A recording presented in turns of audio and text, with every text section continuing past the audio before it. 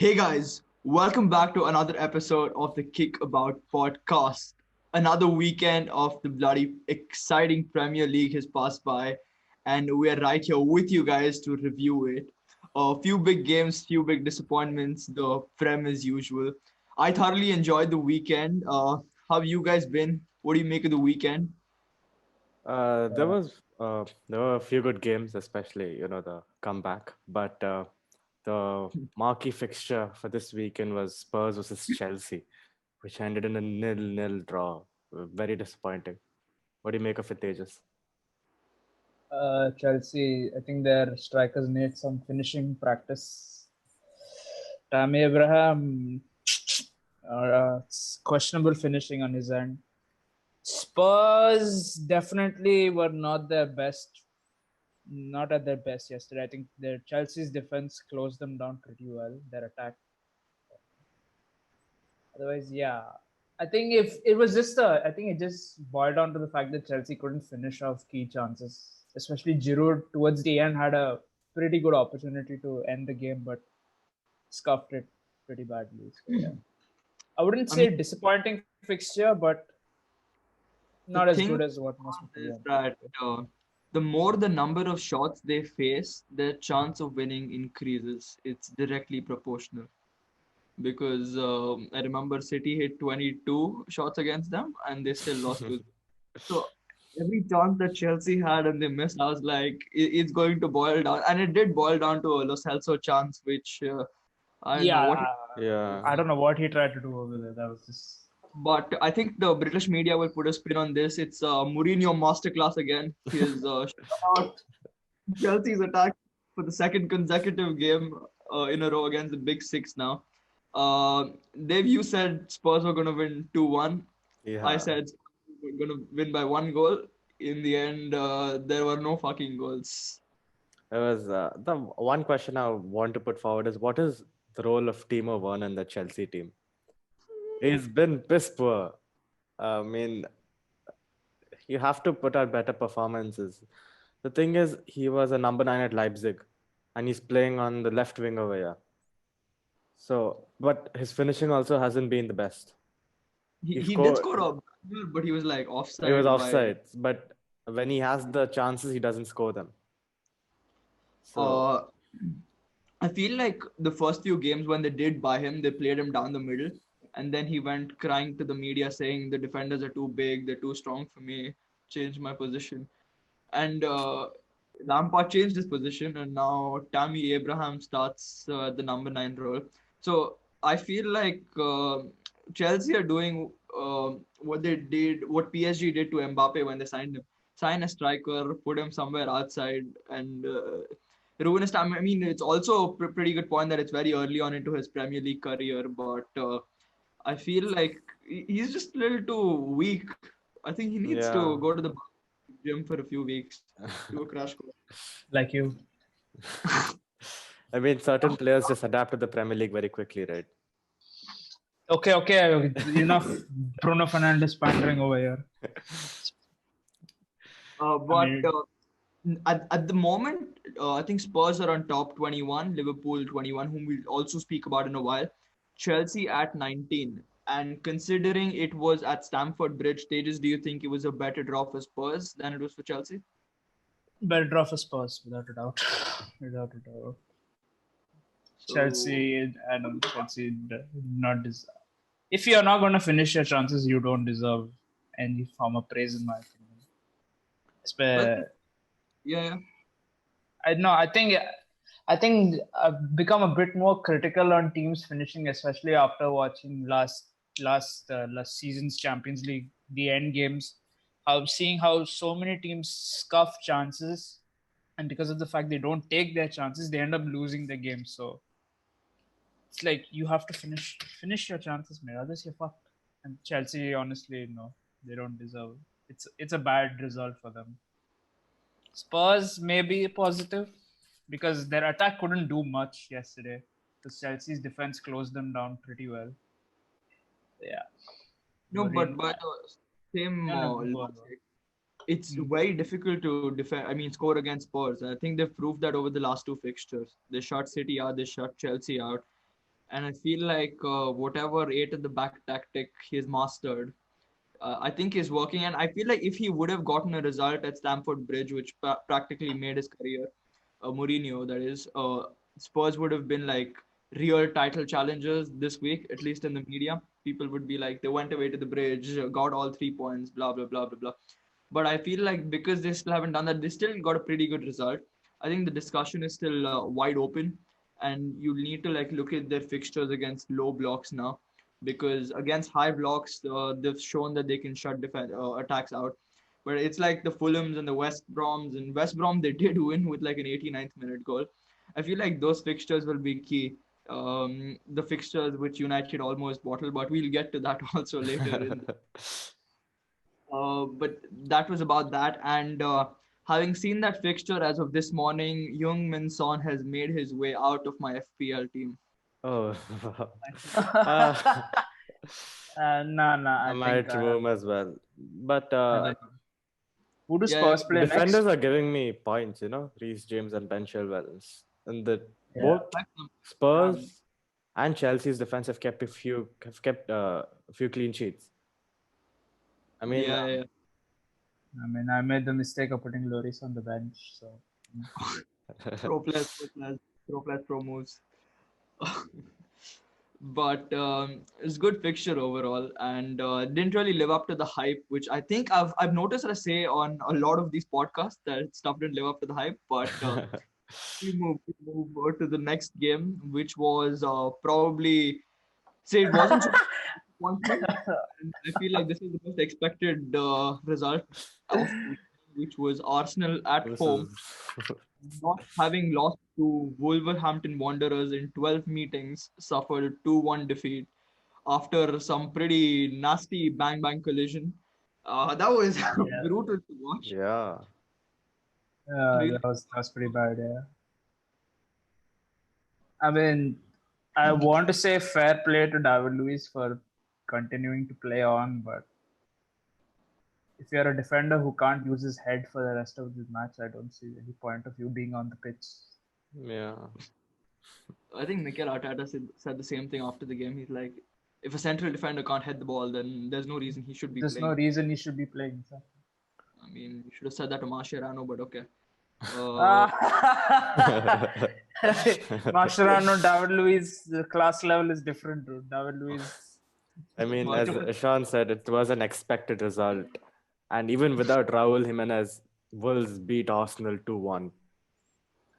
I mean, Yes, you what were there. can help Arsenal? I have. Dude, the dribbling stats, Adama Traore had more dribbles than that entire Arsenal team. Not even combined. Adama Traore. I think Podence and who's the other one? Fabio Pedro Silva. Neto. Oh, So Pedro they Neto. had 5 and 3 dribbles respectively, and Arsenal had 2. So I that's mean- a shambolic stat, I think that what you've been saying over the past few weeks is that Aubameyang is having a bad season, and I feel like yesterday there was one clear chance he had and he missed that. But in general, I feel like this man is just getting. I don't think he plays with a smile on his face anymore. He's just getting frustrated, and I don't think he enjoys the game as much because there isn't much service into him. Yeah. And all of it, he's supposed to be man marking the other team CDM. I don't know what Arteta learned in Pep Guardiola School of Football, but he honestly resembles more Chris Wilder and Sean Dyche and Neil Warnock than he does Pep Guardiola. And but if we speak like with a more myopic view about yesterday's game, the first goal that Arsenal conceded, I think it was Gabriel Magalhaes' fault, but Gabriel Magalhaes equaling the scoreline with his own header. And just I think it was before halftime when they hit again, Wolves. So there was 2-1 before the halftime. And I don't get it, but if David Luiz was injured, they should have sent him off.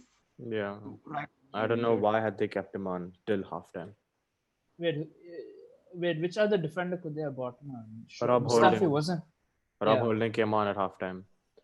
I mean, Rob Holding is the best centre back after Gabriel Magalhaes.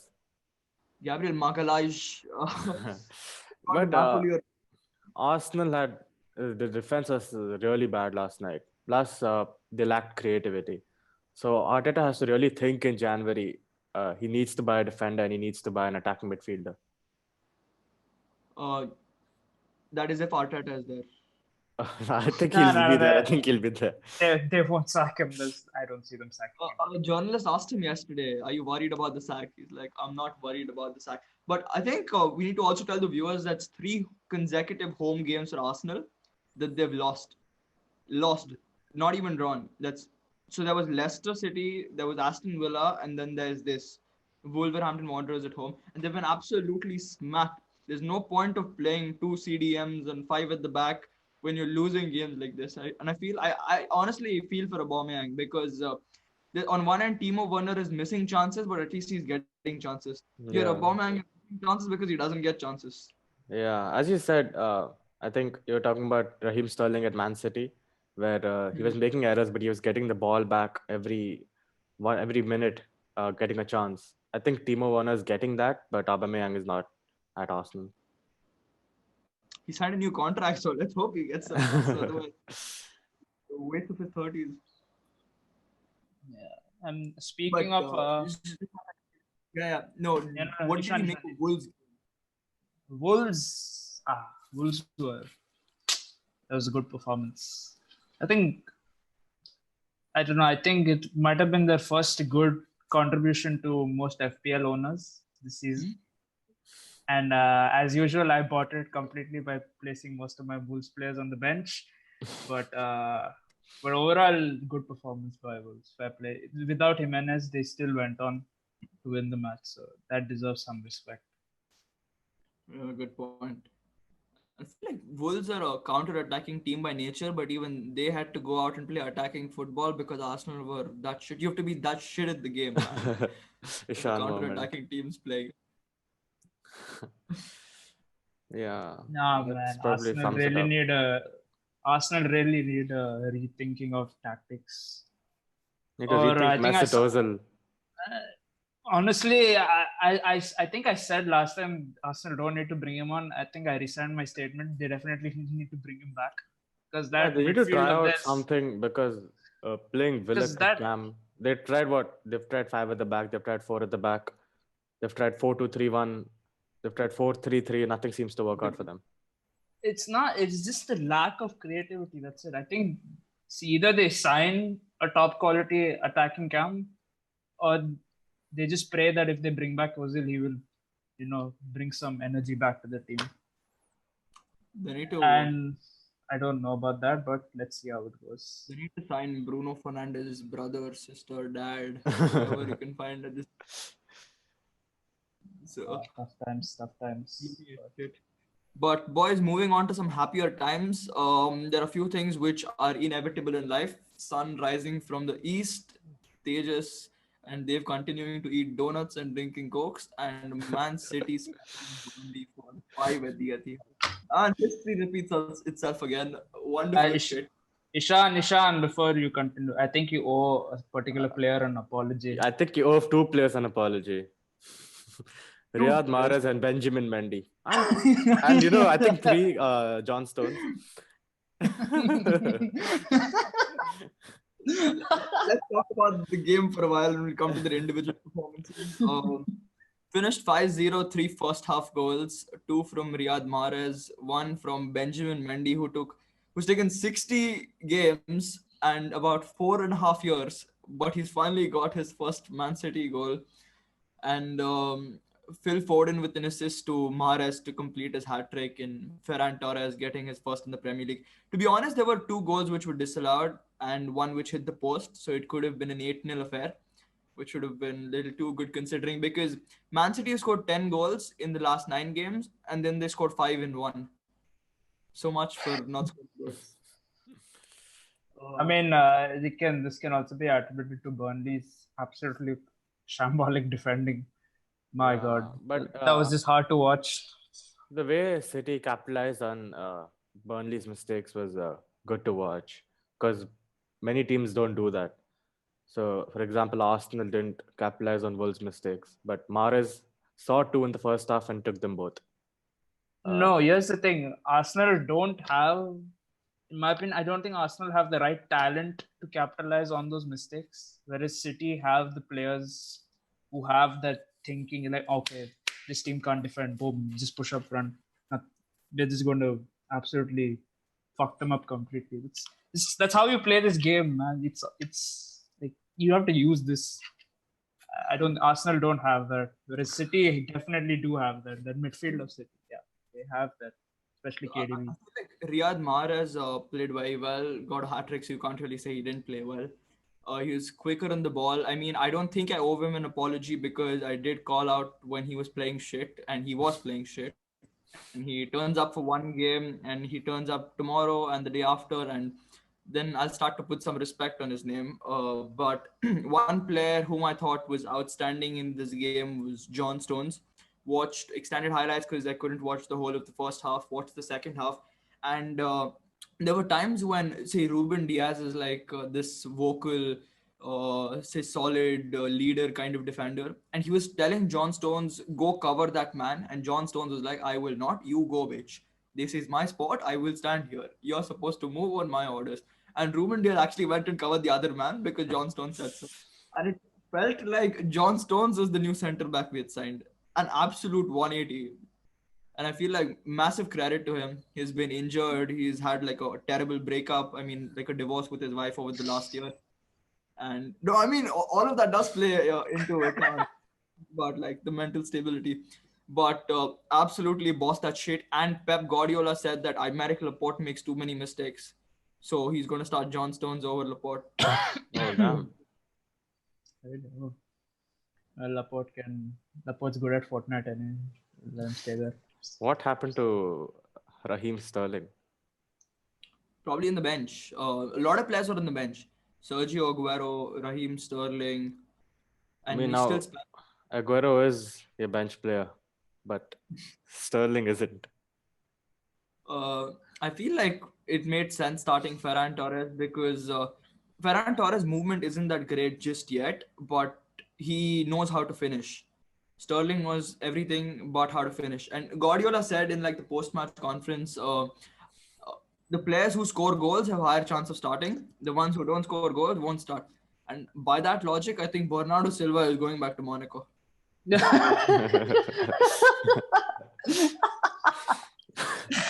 I honestly feel bad for that guy. This is quality player, but But he's been really bad for City this season. He Yeah, at scored least. 2 goals this whole calendar year. upsetting to see. To put that into context, Benjamin Mendy has scored one less.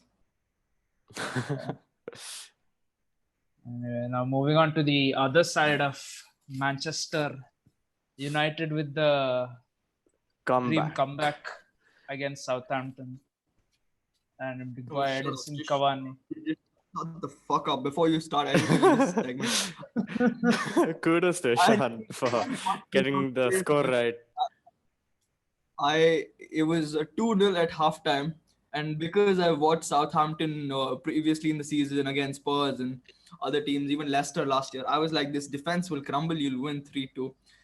People were reading out memes. People were like, we've lost hope and shit. I need some bloody respect on my name right here. No. The second goal they conceded, Dave just goes quiet for 10 minutes. Silence. I mean, I was watching the game, expecting to a run of form to be carried on to this game. And Southampton scored 2 past us in the first half. I was like, oh, no, not again. But Ole had really good decisions at halftime, bringing in Edinson Cavani and removing Mason Greenwood. I don't know why Cavani, Greenwood started in the first place. Like, especially at that striker role. Why? You should just played Cavani from the beginning. probably, but the way Cavani plays, dropping down deep, one-touch passes, going back there, his cross to Bruno is also beautiful for the first goal. Oh, but Rashford's crossed to him for the second goal. Yeah. Oh my god. Sublime, that is. That was sublime. You can see Cavani's presence as a natural striker. When Bruno tried to for the second goal as well. Bruno tried to shoot, I think, but it went off into Cavani's head. Cavani was aware that the ball is going to come, and he put the header in. This is the kind of player United needed. You make Yeah, pretty yeah. good points actually. It's damn good points. I mean, the only two takeaways from United's point of view, what I saw yesterday. The first was that Ole Gunnar Solskjaer, Here we go. Ole Gunnar Solskjaer made some horrendous decisions to begin with, and everything that I think all of us said during halftime, he made those exact same changes. Difference is he's paid 8 million a year. We have played jack shit, and we do podcasts. The most basic of decisions to play an actual striker in the beginning, shut out that right hand side, your right hand side, because Genpo was we practically owned the whole right hand side of the pitch for your right hand side of the pitch the first half, and he made some good decisions. But I think he did pay off, and that's good for him. I'm happy for him. But this is the kind of shit which you're supposed to start with. And I mean, credit for rectifying it, but taking the credit back, because if he's being paid that sort of money, you're the manager of bloody Manchester United. You're supposed to know the shit before the game starts. Yeah, And that's all. Yeah. the point about Edison Cavani, I feel like you're really starting to see he's starting to come of age because he's 33 years old. He's an actual striker. He's played Champions League season after season. He's not Martial, who doesn't even make it to the France squad every two call-ups in a row. And I feel like you're able to see the difference in quality. And I feel like for the second goal, everybody in that stadium thought Bruno is going to shoot. But if you have the caliber and the skill, you can smell the situations about where the ball could come. And I think that is just two players linking up in the right mental wave, Yeah. the right mental frequency. And I No, think it's the thing. Yeah, it's this like Cavani is what do you say- what like what's it called, a poacher, you can say, like someone who's very good at anticipating where the ball can be at correct situations. That's an ideal striker. Exactly what they've said. They need that kind of striker, now to not forward. Like, okay, Martial has pace, he has the dribbling, zero balance, but his like situational awareness of where the ball can be, it's not that great. I'm sure Dave can clarify, can Yeah. let me agree with me on that. Dave, after that performance, how do you think that alters your ideal lineup? And who goes to the bench then if you want to play El Matador? I want to see Martial benched for a few games, to be honest. Because I want the same back four, Fred Van de Beek, Bruno Greenwood, Rashford, and Cavani up top.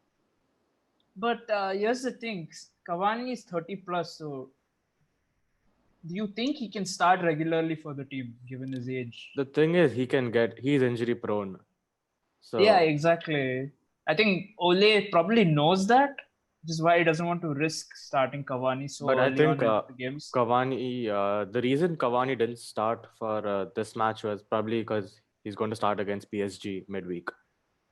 I mean, let's hope. Ole always surprises us with the lineups, but Yeah. I mean, So this logic, Van de Beek is also 30 plus, but no comments on that. Van de Beek is 30 plus. According to Tejas logic, because if you're 30 plus, you're benched. Oh, no. What I mean is whether you have the fitness to last that long. I think That's what I'm saying. Cavani should be able to Because have the fitness. prior to joining United, Cavani didn't play anything. Like, I think beginning of this year, he didn't play a single game.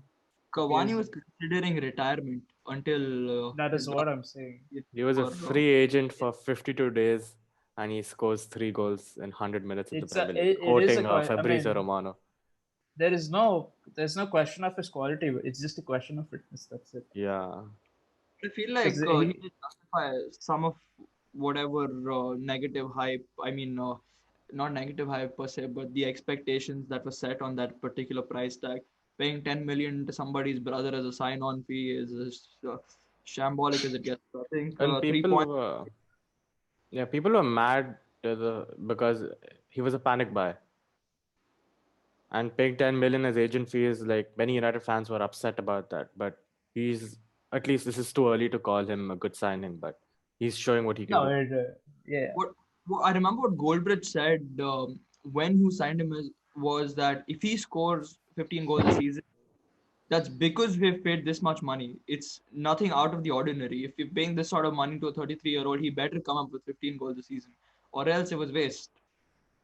I mean, I am expecting 15 goals a season from this guy. I think he Which can put 15 goals a season. I'm going to make a wild prediction. Come to me at the end of the season. Phil Foden is going to have more goals than Edson Cavani. I think. Come to me at the end of the season. We'll see. That was United against Southampton. Showed some balls there.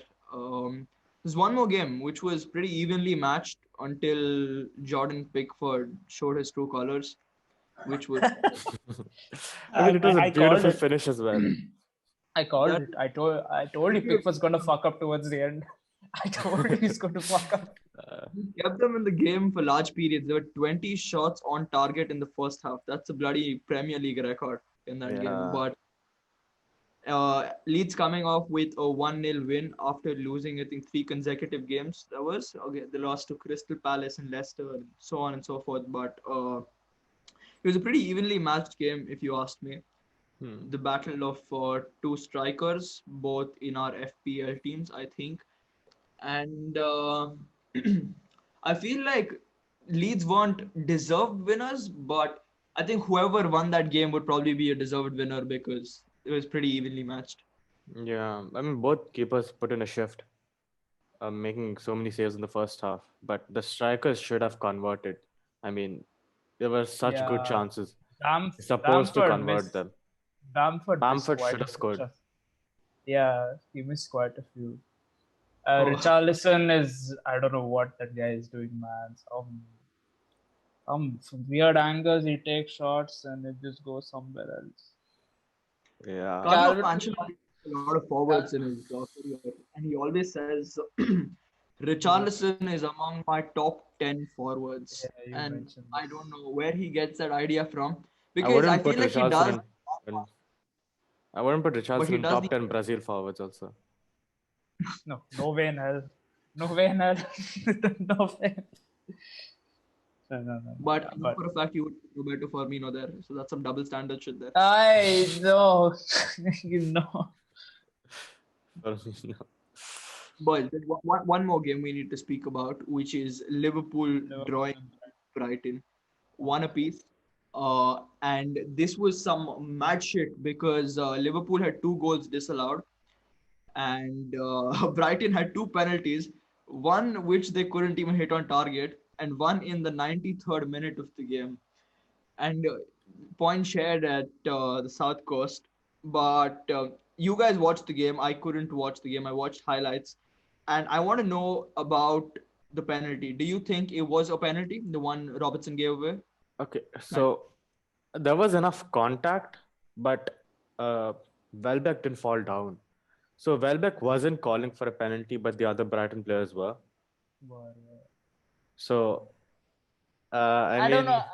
I think it's a catch-22 situation. Like, see, I think most coaches will tell you if you're in the D with the ball and the defender puts in the tackle, even if it's maybe the slightest of contact, you generally do go down. yeah, but the thing over here, there was enough contact, so I think it was a penalty. Yeah, I mean, he didn't fall, but still, yeah.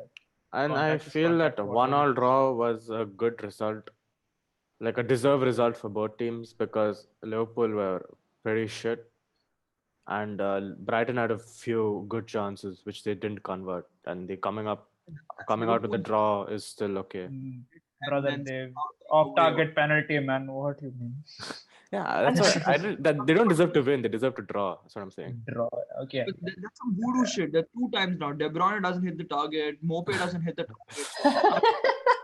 There's some serious voodoo. Yeah, and it's so stupid, He's diving the wrong way, and you're putting the penalty wide on the other side. It's. I don't understand how that happens as a professional footballer. Maybe they need Bruno lessons. Do the hop and. I mean, the penalty they did score was also bloody down the middle. Yeah. Yeah. But I think the offside rule needs to be revisited because Salah's goal was 2 millimeters offside. Mane was more clear, but I think the Premier League are trying to rewrite the rules in a way where only if a body part which can give you an advantage while scoring is offside, then the player can be called offside. But I think for this goal, Salah's offside. When I was watching it, the live broadcast, they zoomed in on both their feet because their feet were ahead of their body. So he put a line on Salah, then he zoomed in and he put a line on the Brighton defender, and you could see the gap there. So I think that was more clear to the viewers at home. The bigger shoot is hurting the players. This is little unseen. I mean, but dude, there's a limit to like, okay, maybe slightly inches off, but come on, man, there's a limit to this sort of shit. I mean, we have had calls this season where fingers have been declared offside. So there's like a Premier League managers meeting, and Chris Wilder, who's Sheffield United's manager, was he was like, the big teams can bring on 5 substitutes, and that's an advantage for them. Nobody's looking after Sheffield United, blah blah blah blah blah. And Klopp comes off after the game. Yeah, I saw that. How many points does he have? He has 1 point from 9 games. I think you don't need to listen to him. And Chris Wilder was damn pissed when Klopp spoke about it publicly, because they did lose to West Brom again, and I think Sheffield United are going down. I'm saying it right No, here. no, They are going down. That dude needs to go suck himself off, man. What do you mean? you have a run of form like that, and then you think you have we can't do 5 substitutes. No one else. Especially in December, I think the big clubs need the 5 subs. Yeah, they need the 5 substitutes. I feel I think it'll be interesting to see, but now there's football every 3 weeks. I mean, every 3 days, and I think there's a few good games coming up also. So the Manchester derby is on the horizon, and if we lose that, I'm saying it right here, I'll take us out of the title race. If we win that shit, I'm taking United out of the title race, because those 6-point games, they go a long way. So I feel like those would be some interesting games. But that was about this week's football. I think we've covered it all. Have we missed anything? I want to ask Tejas a question. Do you think Everton are still title contenders after taking away 3 points in the last 5 games? I told you. Fam, I already told you. I rescinded my prediction. I was wrong. But I'm not yet decided on who, because this Premier League is way too volatile. So I will not fix on anyone as of yet. This is hedging his bets, but Dave, let me also remind you, you said Aubameyang is going to be the Golden Boot winner. Yeah, I did say that? Yeah. Shit. Oh my God, I didn't believe. Oh my God. So shut up, man. Anyway, I think this week's midweek fixtures also are going to be very interesting, especially if United lose to PSG. We couldn't really do midweek because there wasn't really much to talk about, but I think this week there's a lot of good fixtures, Barca, United, Paris, and I think we'd maybe even get a guest. We'll see how that goes, but that's definitely on the cards. And could see us then too. That'll come out Thursday, I believe. Yeah. Alright then, boys. I think we've covered it all. Thank you all for watching the video. Leave a like, get involved in the comments, share it with your friends, and stay safe and enjoy the content. Lots more coming up. Thank you, guys.